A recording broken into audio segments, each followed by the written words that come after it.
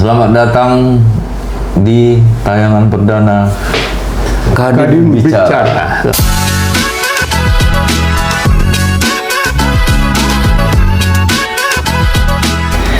Baik Pak Dayan, selamat datang di Kadin. Bapak juga salah satu pengurus di Kadin ini Pak ya. Terima kasih. Bapak WKU. Di WKU di ASEAN. ASEAN ya. ASEAN country. Ingin kami tanyakan ini Pak, apa Pak kira-kira yang melatar belakangin Amerika dalam hal ini presidennya mengenakan tarif timbal balik ini Pak kira-kira? Sangat terimbas. Ya, sangat terimbas, terutama di bidang ekspor kita dan import. Nah, kedua, mempengaruhi juga terjadi penurunan ya kurs dolar kita ini terus melemah sampai hari ini.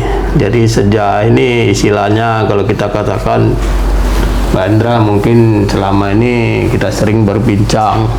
Nah, pelemahan kurs dolar inilah yang sangat-sangat mempengaruhi pertumbuhan ekonomi kita. Pasti jadi, Pak, kursi ya. Jadi kita lihat baru-baru ini sehari dua hari ini, dan kita lihat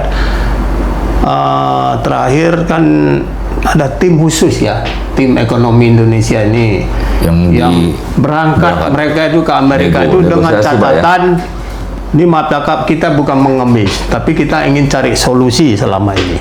Ya, jangan ada yang menganggap sepertinya Indonesia ini istilahnya mengemis, ingin mendapatkan satu tarif yang bisa kita negosiasi, tapi ya ternyata setelah tim Indonesia ke sana, berangkat ke sana, dari tarif yang sudah ditentukan 32% ini akhirnya malah naik Pak. Malah di-upgrade itu jadi 47. Nah, tentunya yang selama ini yang 32 ini saja belum kita sepakati apakah sanggup kita kerjakan atau tidak.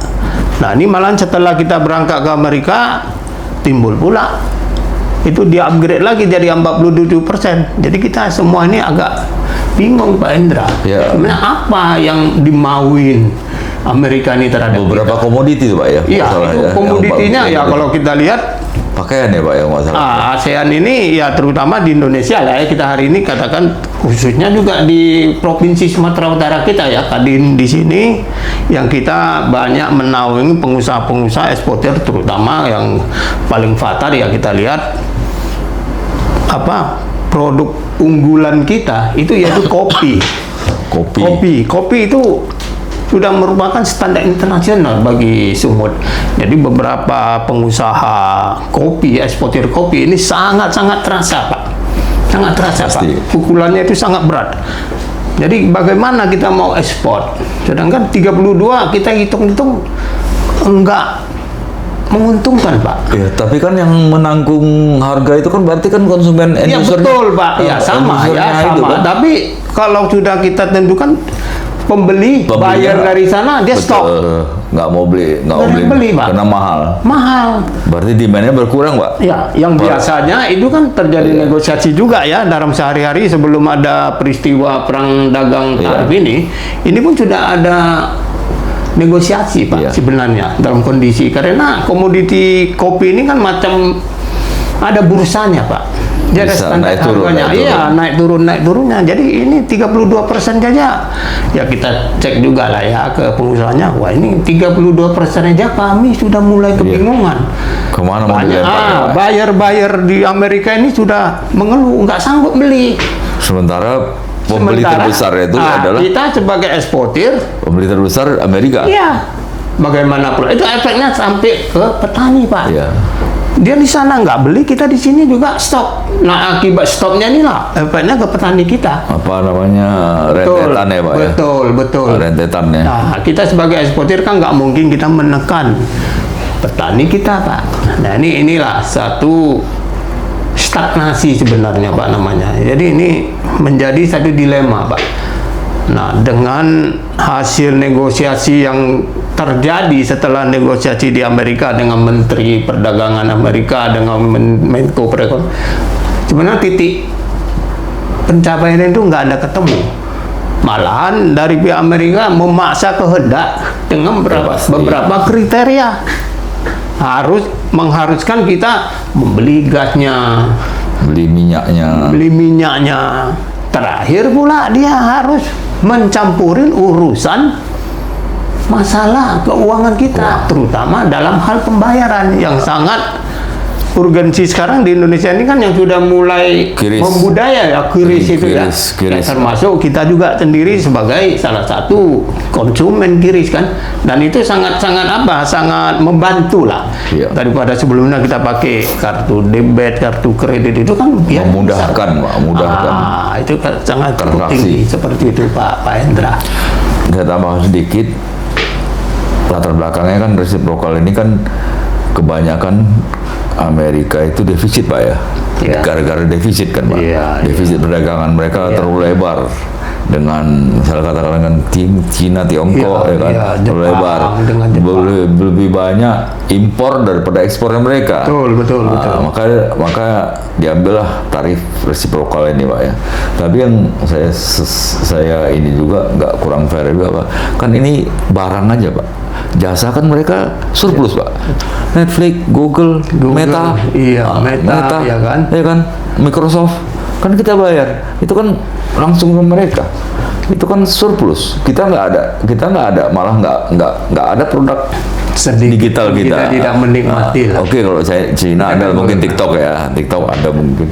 Kita sebagai konsumen, kita sebagai pemakai juga kan, ya. Nggak dilihat itu services itu kan Pak, barang dan jasa. Services gitu tadi. Jadi kalau soal QRIS ini benar-benar saya salut lah Pak. Itu keunggulan kita Pak, QRIS. Mudah-mudahan lah Pak nggak terganggu itu Pak. Itu kebanggaan kita tuh, QRIS itu. Seperti Pak bilang tadi, eksportir kopi nggak bisa bersaing harga. Oke. Ya mudah-mudahan pemerintahan ya Pak, pemerintah kita bisa ngasih subsidi lah sedikit Pak, dari sisi pajak, sisi apalah yang bisa diberikan subsidi supaya harganya bisa kompetitif lagi kan Pak, bisa bersaing lagi. Atau ya cari pasar baru, tapi ya kan agak susah mencari pasar baru, pasar yang baru. Sementara kita tahu kopi ini bukan lifestyle lagi Pak, udah kebutuhan kan. Itu tadi Pak bilang tadi, beli minyak sama dia lah, beli gas sama dia lah, shifting lah dari negara yang ini ke sana. Nah, jadi agak tenang deh sedikit. Ya, saya pikir itu Pak. CPO gimana? CPO ini sebenarnya kalau dibilang pembeli bagi Amerika itu dia tidak begitu banyak Pak. Malahan timbal baliknya dia mengharapkan kita lebih banyak beli soybeannya ya. Yang produk utama yang kita harus jaga untuk Sumatera Utara itu kopi karet kita ya Pak ya. Unggulan koko ya. Dengan trade war ini kita nggak bisa ambil keuntungan gitu Pak. Bapak lihat dari sisi harusnya bisa Pak ya, ambil keuntungan. Sekarang ASEAN yang paling seksi, paling kecil itu kan Singapura 10% kan, 10%. Tapi selama ini kita Indonesia kan sudah biasa Pak, direct export, pembelinya pun sudah tahu. Kita perhatikan Pak, dengan kondisi yang seperti sekarang, ya kita tidak terlalu lah kita membaca terusnya, kita memantau, jangan terus kita mengharapkan terutama komoditi perkebunan, pertanian ini kita bisa beralih ke China Pak, ke pasar lain, ke China ya, ke Eropa, mungkin Afrika Pak, Jepang juga pembeli Jepang, bagus ya, Taiwan, Korea itu kita ya kan. Cuman yang paling gede itu di Amerika, paling besar di Amerika. Nah selama ini Amerika pun dia tetap pelajarin, nah, dia tahu pembeli yang terbesar ini pasarnya dia. Ya mudah-mudahan Pak kita bisa melewati masa-masa ini dan pengusaha-pengusaha eksportir itu lebih mencoba pasar baru. Supaya bisa mengimbangi dan juga mungkin ada sedikit keringanan lah dari pemerintah kan itu Pak. Betul. Masalah pajak ekspornya mungkin direndahin, pajak dalam yang direndahin itu kan insentif Pak ya, supaya harganya terkejar lah. Betul. Masuk akal itu. Jadi, saya kira itu perbincangan kita yang singkat ini mungkin nanti dilanjutkan oleh sesi berikutnya. Ya, terima kasih Pak Dayan Sutomo. Terima kasih. Insight-nya, pencerahannya buat yang melihat baik dari channel YouTube ataupun channel Instagram ataupun channel TikTok yang ada.